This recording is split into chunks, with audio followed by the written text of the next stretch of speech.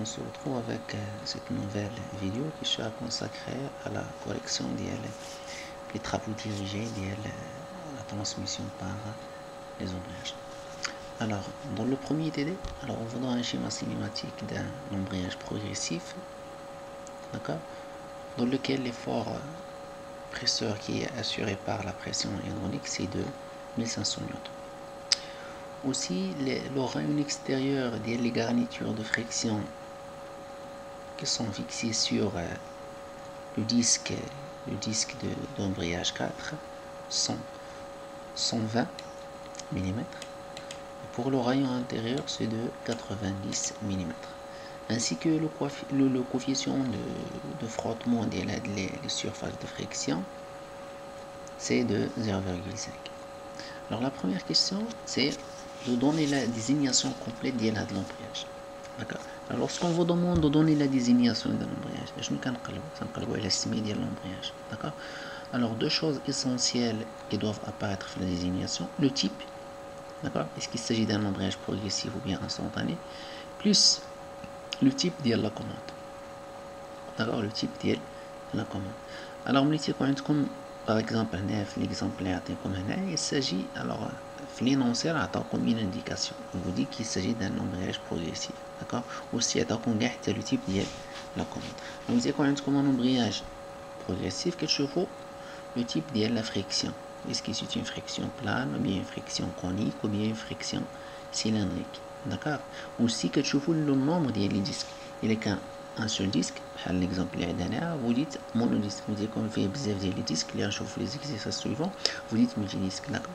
Alors on a par exemple, plus bien sûr la deuxième des choses comme j'ai dit, le type de la commande. Est-ce qu'il s'agit d'une commande pneumatique, ou bien hydraulique, ou bien électromagnétique, ou bien mécanique. D'accord. Alors on a l'exemple donné ici. Il s'agit bien sûr d'un embrayage progressif à friction plane, d'accord, à commande hydraulique. Ou bien une autre désignation, c'est un embrayage monodisque, d'accord, à friction plane, à commande hydraulique.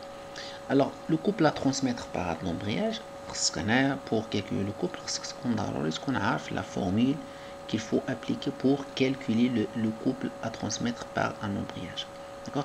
Alors la formule, c'est quoi tout simplement? Le couple est égal à 2 sur 3, d'accord, fois petit n, fois grand F, fois petit f, fois le grand R à la puissance 3, moins petit r à la puissance 3, sur grand R à la puissance 2, moins petit r à la puissance 2. Alors, il y a petit n. Alors, petit n, on a le nombre de surfaces de friction. Grand F, on a l'effort presseur. Petit f, c'est le coefficient de frottement. Grand R et petit r, respectivement, le grand rayon, le rayon extérieur des surfaces de friction, et le petit rayon intérieur des surfaces de friction. D'accord. Alors, le seul élément qui manque pour calculer le couple à transmettre, tout simplement, il y a un grand F, c'est 1500, un petit f, c'est 0,5, d'accord, un grand R, c'est 120 mm, un petit r, c'est 90 mm. Le seul élément qui manque ici, c'est petit n, le nombre de surfaces de friction. Alors, le nombre de surfaces de friction, il y a le disque récepteur, mais les deux disques moteurs, d'accord, 3 et 3 prix. D'accord. Alors, le nombre de surfaces de friction, alors le 4, il frotte à 3 et 3 prix, d'accord, il va frotter à 3 et 3 prix au cours de la transmission. Automatiquement, vous avez combien de surfaces de friction? Vous avez la première ici et la deuxième, d'accord. Alors, c'est 2 sur 3 fois 2 fois grand F, et 1500, fois petit f, c'est 0,5, fois r à la puissance 3, c'est 120 à la puissance 3, moins 90 à la puissance 3 sur 120 à la puissance 2, moins 90 à la puissance 2. La seule chose à laquelle il faut faire attention aussi, le couple, la formule, l'unité standard, c'est le newton fois mètre. Le grand R et le petit R, ce qu'on va au mètre. D'accord. Il faut faire attention à l'unité. الوغ تحولوا كونتير، هذا غتحولوه مليمتر غيعطيكم 0.12، هذا aussi غتحولوه 0.09. يعني لا فورمات غتعطيكم شنو 2 sur 3 fois 2 fois 1500 fois 0.5 fois 0.12 à la puissance 3 moins 0.09 à la puissance 3 sur 0.12 à la puissance 2 moins 0.09 à la puissance 2. D'accord? Application numérique. Alors la troisième question, on vous demande de proposer une solution afin de doubler la valeur du couple à transmettre. Alors là, c'est la formule du couple, les qui est là 2 sur 3 petit n, point f, petit f, ainsi de suite, qui est un des facteurs auxquels vous pouvez, comment dire, vous pouvez pour modifier le couple. D'accord, يمكن لك تلعب على لي فوربريسور، يمكن لك تلعب على لي سيرفاس دو فريكسيون يعني لي ديمونسيون ديالهم، يمكن لك تلعب على بتيتان لو نومبر ديال لي سيرفاس دو فريكسيون، اوسي يمكن لك تلعب على لو كوفيسيون دو فروتمون. D'accord. Alors, la solution ici qu'on cherche par exemple ici, l'une des propositions, on peut tout simplement augmenter le nombre des surfaces de friction.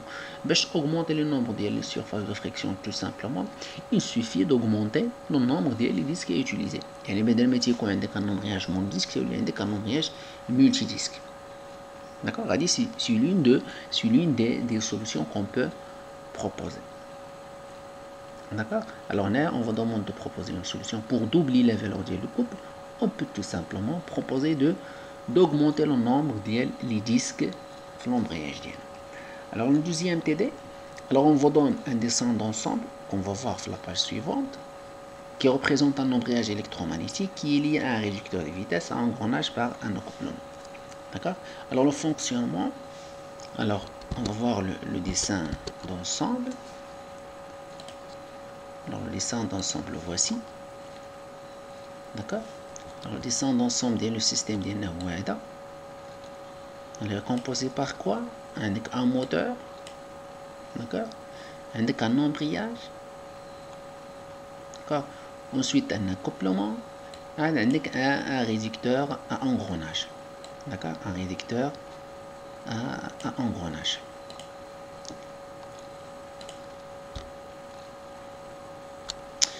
Alors, on vous dit quoi ici? Que l'arbre moteur 1, qui tourne avec une vitesse de 1500 tours par minute, il est solidaire à la culasse 19, et que l'alimentation de la bobine 13 permet à l'embrayage 19 et la cloche permet l'embrayage 19 et la cloche 32. Et par l'accouplement, la puissance se transmet à l'arbre 16, le réducteur à engrenage, ainsi de suite. Alors, on va voir le dessin ensemble pour mieux comprendre les choses. Alors vous avez tout simplement ici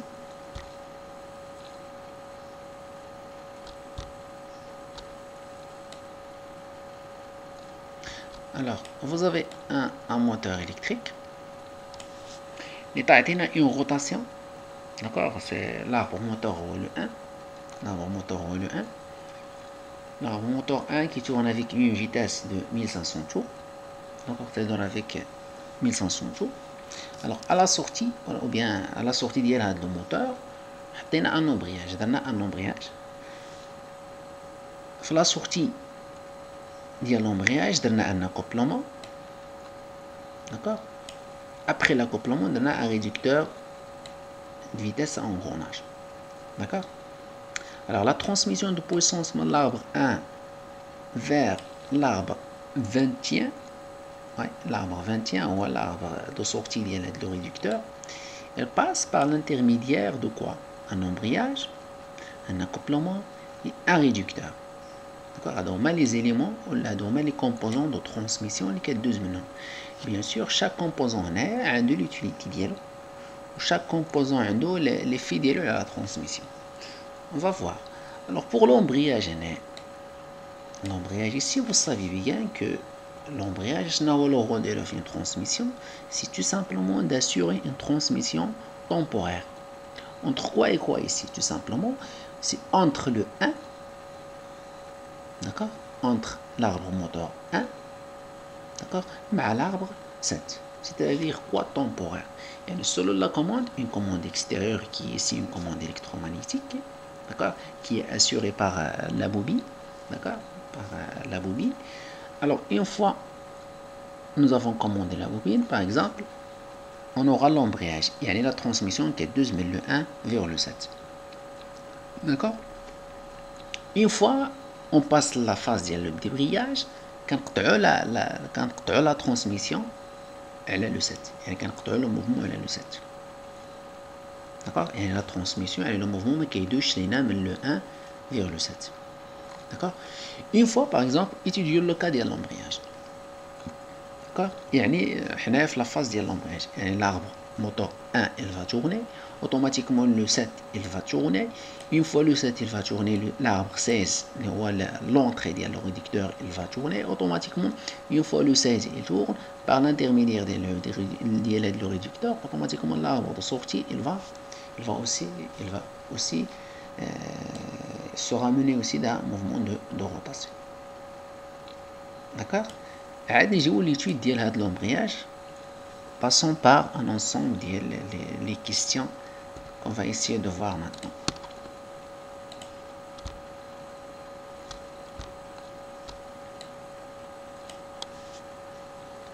Là, ils vous ont donné une petite indication.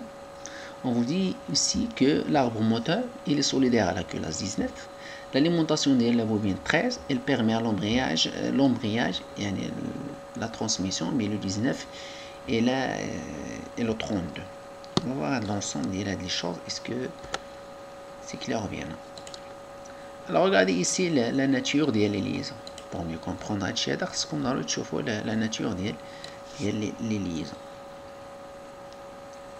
Alors la nature des liaisons entre le 1 et la composante, alors on repère combien? 19, oui. Alors la nature des liaisons, c'est une liaison qui est encastrement par l'intermédiaire d'une clavette parallèle. D'accord? Automatiquement, c'est-à-dire quoi? Une fois l'arbre 1 tourne, automatiquement le 19 il tourne aussi. D'accord? Le 19 il tourne aussi.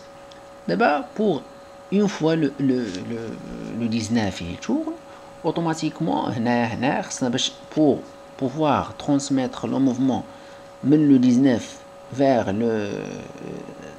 l'arbre 7, c'est la phase de l'embrayage. D'accord? C'est la phase de l'embrayage. Et la phase de l'embrayage, comme la transmission. C'est ce qu'on fait la phase de débrayage, la transmission, il n'est pas la transmission. Alors la transmission, mais le 19, la phase de l'embrayage, c'est-à-dire quoi tout simplement? La première des choses, c'est d'alimenter la bobine. On alimente la bobine par l'intermédiaire d'une alimentation électrique.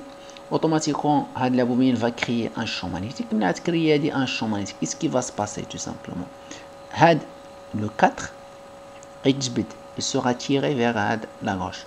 Une fois il sera tiré vers la gauche, je n'aurai dit les disques 1 et 2 ainsi que le 12. D'accord? Alors l'ensemble des disques, il fait les disques moteurs, il fait les disques récepteurs. D'accord? Alors il va se passer quoi tout simplement? Ils vont frotter entre eux. D'accord? Mais frotter automatiquement vous allez avoir la transmission et le mouvement.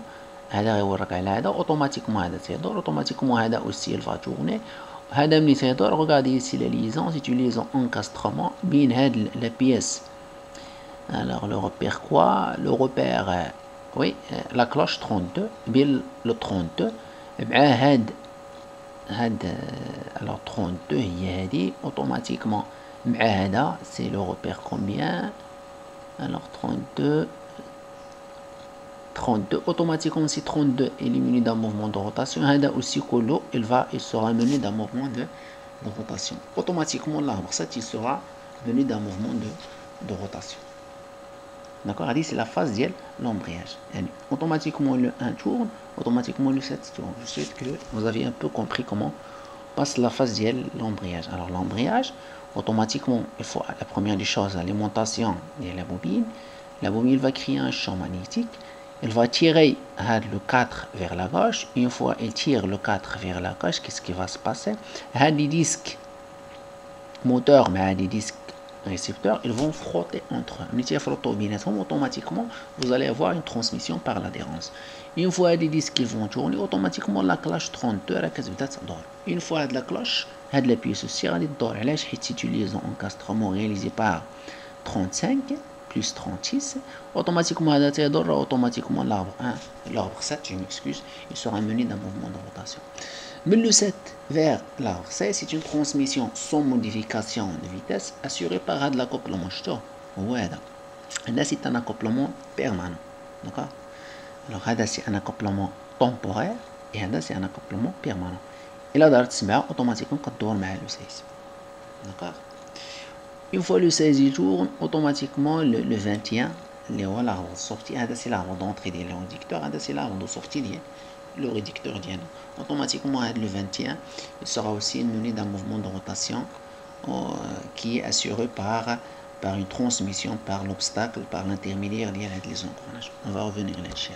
Maintenant, on va voir l'ensemble des questions qu'on vous pose ici.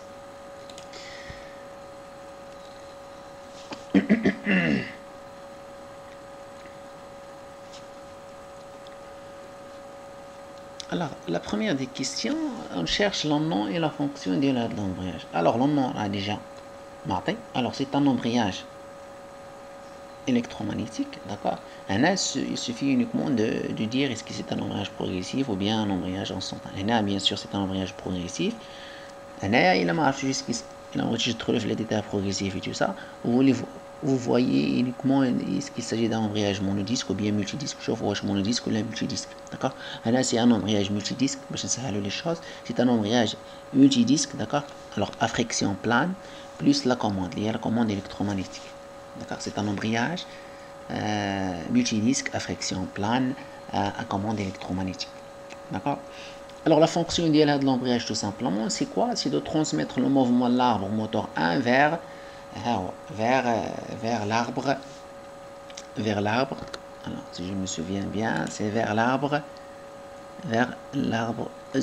Ouais, vers l'arbre Z. Vers l'arbre 7. D'accord?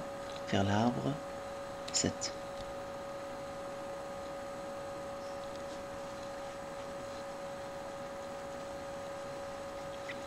Ensuite, alors, justifier le choix de l'embrayage multidisque.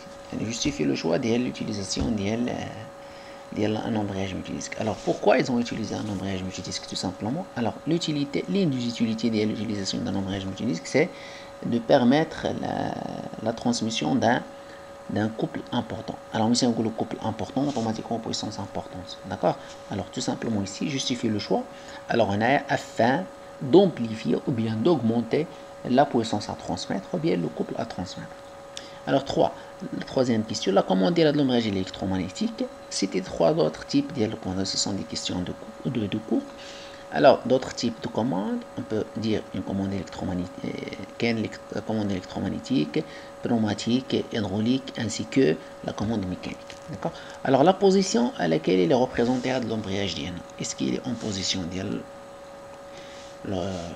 l'embrayage ou bien la position de débrayage? Alors, باش تعرفوا de quel type de position كتشوفوا les disques ديالك moteur et récepteur, est-ce qu'ils sont en contact ou bien ils sont séparés, ainsi que quoi كتشوفوا aussi le retour. يعني باش le retour en général, le retour ديال le disque ou la phase ديال débrayage, il est réalisé par l'intermédiaire d'un ressort. كتشوفوا le ressort ديالكم est-ce qu'il est compressé ou bien il n'est pas compressé. Alors, le ressort, les tchoufouna, je ne sais pas quel repère, je crois 33, d'accord, 33. Alors, le ressort, il n'est pas compressé. Automatiquement, aussi, la pièce 4, les tchoufouna, quand elle est alimentée, elle est automatiquement, parce qu'il sera tiré par le champ magnétique créé par la bobine, d'accord. Automatiquement, les disques 12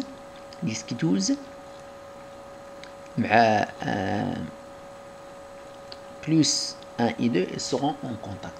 Alors, le dessin ici, ils ne sont pas en contact. Aussi, le ressort DNA il n'est pas comprimé. Automatiquement, c'est la phase de débrayage. D'accord? C'est la phase de débrayage. C'est une phase de débrayage. Alors, citer deux avantages d'un accouplement temporaire.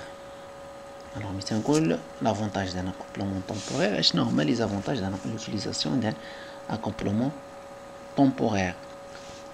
Les accouplements temporaires, les embrayages, d'accord. Alors, quelques avantages, ce sont des questions de cours. Je nomme les avantages qu'on peut citer ici. Alors, on peut citer le premier avantage, un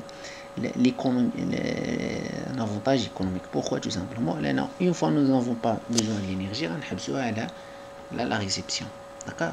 Ça nous les pertes de l'énergie. Le deuxième désavantage, c'est la sécurité. Vous avez un problème au niveau de la partie réceptrice, vous pouvez arrêter la transmission, d'accord. Vous pouvez arrêter la transmission. La sixième question, est-ce que la pièce 4 est... Alors, la pièce 4 est en acier. Est-ce qu'il peut être en bronze? Justifiez votre choix. Alors, nous avons dit que la pièce 4, la bobine, a dit que la pièce 4 elle sera tirée par le champ magnétique créé par la bobine. Automatiquement, a dit que la pièce 4, ça sera réalisé en un matériau, d'accord, qui peut être tiré par le champ magnétique. La question qui se pose ici, est-ce que le bronze qui est il sera tiré par un champ magnétique? La réponse est non, d'accord. Alors on a la PS4, elle ne peut pas être en bronze, il est 40 en bronze, mais il n'aura pas l'embrayage. Alors, quelle est la différence entre un embrayage progressif et un embrayage instantané? C'est une question de cours. Alors, une des différences qui est principale et essentielle, les embrayages progressifs, vous allez voir le passage, par exemple, l'embrayage étudié, le passage de la phase de l'embrayage vers la phase de débrayage, il suffit de sans l'arrêt le mécanisme d'accord. Par contre, mais c'est quand on a un embrayage instantané, pour le passer l'embrayage vers le débrayage, tu es obligé d'arrêter le système d'IL. D'accord. C'est c'est-à-dire quoi? Tout simplement l'embrayage progressif, la manœuvre mais d'une autre manière, la manœuvre d'un embrayage progressif peut se faire en marche. Par contre, la manœuvre dans un embrayage instantané ne peut pas se faire en marche. D'accord. Alors, huitième question. Donnez le nom complet et la fonction de l'accouplement entre 7 et 16. Alors, l'accouplement 16. La transmission mène la pièce 7, l'arbre 7 vers le 16. Alors, j'avais dit qu'ils ont utilisé un accouplement. D'accord. Alors, les accouplements, est-ce qu'il s'agit d'un accouplement rigide, ou bien est-ce qu'il s'agit d'un accouplement élastique, ou bien est-ce qu'il s'agit d'un limiteur de couple, ainsi de suite. Il y a la question, d'accord. Alors là, vous allez remarquer il s'agit tout simplement d'un accouplement élastique. Tout simplement, il s'agit d'un accouplement élastique. Pour faire la différence, alors les accouplements rigides, on les appelle des accouplements rigides parce que les pièces qu'on fait en général, c'est des pièces rigides. Par contre, les accouplements élastiques, il y a une pièce élastique. La pièce élastique, tout simplement, pour vous permettre des petits désalignements des deux arbres. Il y a un désalignement de l'arbre 7 mais l'arbre 16. D'accord. Il y a un petit désalignement. La transmission est toujours assurée. D'accord. Alors, quand je fais l'accouplement, je fais des composants élastiques. Et quand je fais des composants élastiques, automatiquement, il s'agit d'un accouplement élastique. D'accord. Alors, l'élément élastique, les bagues en caoutchouc. Le 8. Les bagues en caoutchouc. D'accord. Ce sont des bagues en caoutchouc qui vont permettre la transmission d'une manière souhaitée. D'accord. La 9e question, cet accouplement est-il temporaire ou bien permanent? Alors, les accouplements élastiques ainsi que les accouplements rigides, ce sont des accouplements qui sont permanents. D'accord. Par contre, les ombrages, ce sont des accouplements qui sont temporaire. D'accord. Alors l'accouplement utilisé ici, qui est l'accouplement ici, qui est un accouplement qui est permanent. Alors c'était deux avantages de l'accouplement. D'accord. L'amortissement des chocs, l'amortissement des vibrations, il permet des désalignements entre les deux arbres, moteur et réceptrice, ainsi de suite. D'accord. Alors pour la réponse, il suffit de reconsulter le cours des cours. D'accord. La 11e question, encercler les pièces qui seront amenées d'un mouvement de rotation en cas de le débrayage. Alors, le débrayage, la première des choses, la transmission, le mouvement de rotation, qui est le moteur vers le récepteur. D'accord. Et le moteur 1 ou l'arbre A sera mené d'un mouvement de rotation. Première des choses, le moteur va sans arrêt derrière le moteur. La deuxième des choses, la phase de débrayage, la bobine n'est pas alimentée. D'accord. La bobine n'est pas alimentée. Alors on va voir les pièces qui seront menées d'un mouvement de rotation tout simple. Alors maintenant le 1 cadre, l'arbre moteur qui dort. N'importe quelle pièce qui se trouve au liaison encastrement, elle va tourner. La seule pièce qui est menée ici d'un mouvement de encastrement, alors bien sûr, un qui dort, automatiquement les bagues intérieures d'IL 5 ou d'IL 6 sont menées d'un mouvement de rotation. D'accord. Et là, parce que c'est un montage d'un arbre tournant, mais quand on a l'arbre tournant, automatiquement les bagues intérieures elles seront aussi tournantes. D'accord. Elles seront aussi tournantes. J'ai dit les bagues intérieures des de roulement plus l'entretoise de la bague plus aussi l'écran en coche, d'accord, l'écran en coche ici le 39 plus la rondelle d'yellow, d'accord, plus bien sûr sans oublier l'élément 19, d'accord, le 19 automatiquement le 19 تقدر هذا والسيرة كيدور, d'accord, 19 il tourne. نشوفوا les composants اللي شادين في le 19, d'accord, la bobine ديالنا, d'accord, هادو هما les composants qui seront menés d'un mouvement de rotation. Et le mouvement حدو هنا ما كيدوش لينا vers l'embrayage. ملي يكون عندنا la phase ديال l'embrayage, في la phase ديال l'embrayage tout simplement في la phase ديال l'embrayage qui sont les pièces qui sont animées d'un mouvement de rotation. Alors le 1, alors toutes les pièces seront normalement menées d'un mouvement de rotation. Mais c'est quand même la phase de l'embrayage. Et les pièces, le mouvement qui est directement le 1, l'arbre moteur 1 vers le 20e, parce que je ne sais pas exactement, je nomme les pièces ici, oui, vers le 20e. Bien sûr, la seule chose aussi, une autre chose aussi, je m'excuse, à laquelle il faut faire attention, les vagues antérieures des roulements, d'accord. Mais c'est quand même que l'arbre tournant, il faut indiquer les vagues antérieures des roulements ديالك راه كيدور, لانه ملي تيكون عندك arbre tournant راه les vagues antérieures تيكونوا tournantes. Par contre les vagues extérieures تيكونوا fixes.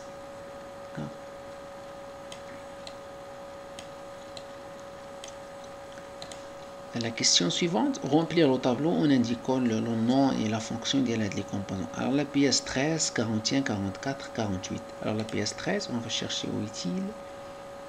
Je m'excuse, où est-elle la pièce 13. Alors 13. 13. Ah oui, voici le 13. Alors c'est la bobine dienne. D'accord, la bobine, et la fonction c'est de créer le champ magnétique. 41, la pièce 41. Alors c'est une clavette parallèle, tout simplement, c'est pour assurer la liaison encastrement entre le 7 et le plateau moteur. C'est pas repère, oui, repère 42. C'est assurer la liaison encastrement entre le 41 plus le 42, ou là tout simplement éliminer la rotation l'arbre 7 et le plateau 42, d'accord. Ou bien d'une autre manière assurer la liaison encastrement entre le 7 bien l'arbre هذا مع le plateau هذا, d'accord. Je dis la définition, soit assurer la je préfère pas assurer la liaison encastrement لانه هنا la clavette راه كتحيد غير la rotation. La translation راه حيدناها بهادشي 45 et 44, يعني l'écran مع la rondelle هي باش حيدنا لا ترانسلاسيون. حيت في باش اسيغ لا ليزون انكاسترون خصك تحيد لا ترانسلاسيون تحيد لا روتاسيون. لا روتاسيون حيدناها ب 41, لا ترانسلاسيون حيدناها ب 45 et 44, d'accord. Alors j'ai dit هنا la fonction ديال 41 اللي هي la clavette ديالنا c'est d'éliminer la rotation entre le 7, l'arbre 7 مع le 42. Alors ensuite 44 et 48. 44 où est-il? Le 44 c'est une rondelle plate, d'accord.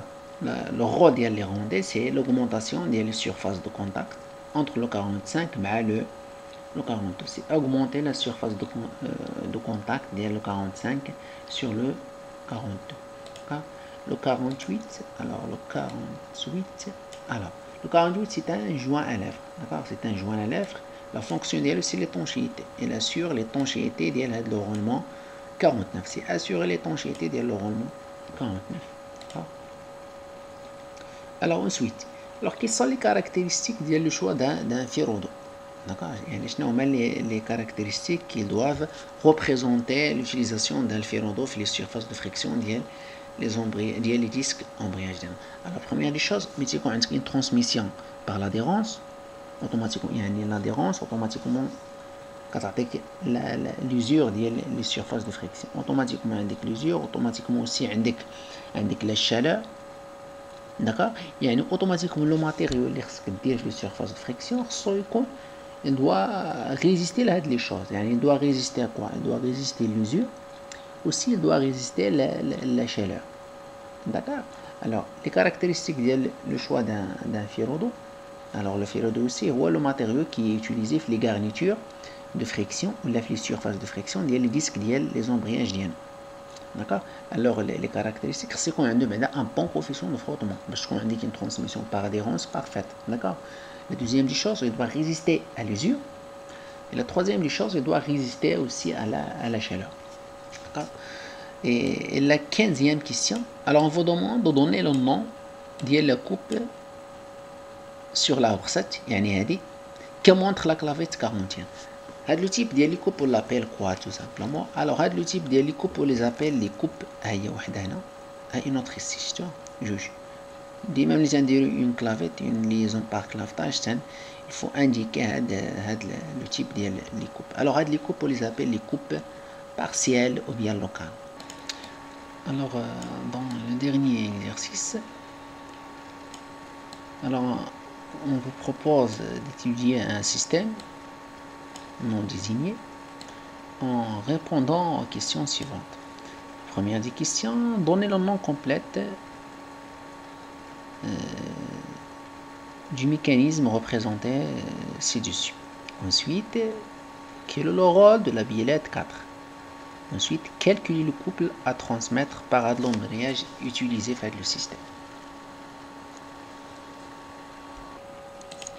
Alors, le système qu'on vous donne aussi, alors c'est une transmission. Alors, on cherche à transmettre un mouvement de rotation, mais le 1 vers le moteur, d'accord, le moteur 1 vers la poulie 2, d'accord.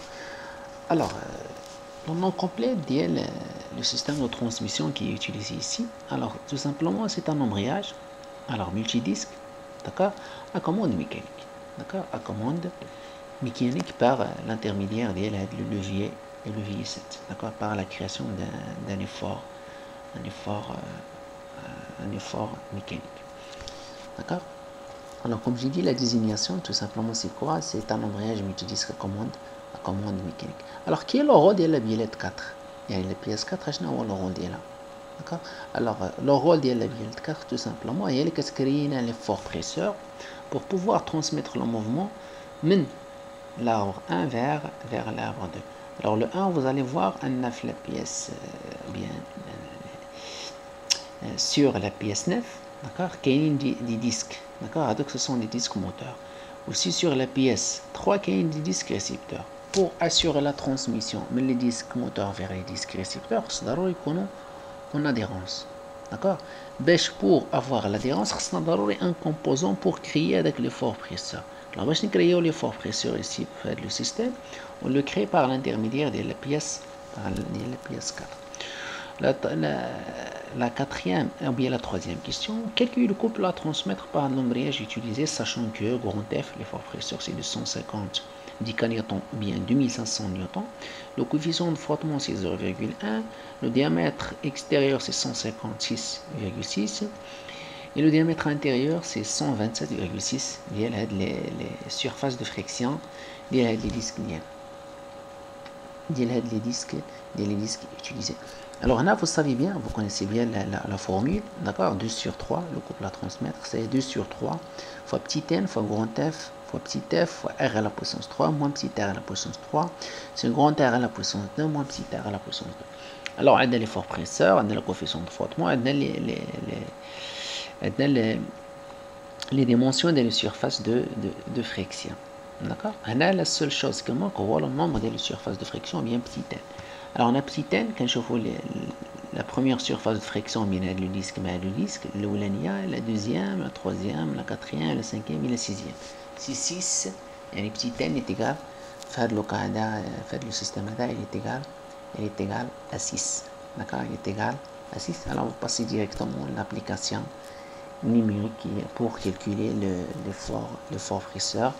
Aussi faites attention les dimensions les surfaces de friction ce qu'on doit retarder le mètre pour pouvoir avoir l'unité finale le couple à transmettre le newton fois le mètre et l'unité standard le couple en newton mètre. D'accord. Je souhaite que vous avez compris un peu de quoi s'agit-il. Bien sûr à votre service pour plus de détails. À la prochaine, Inch'Allah.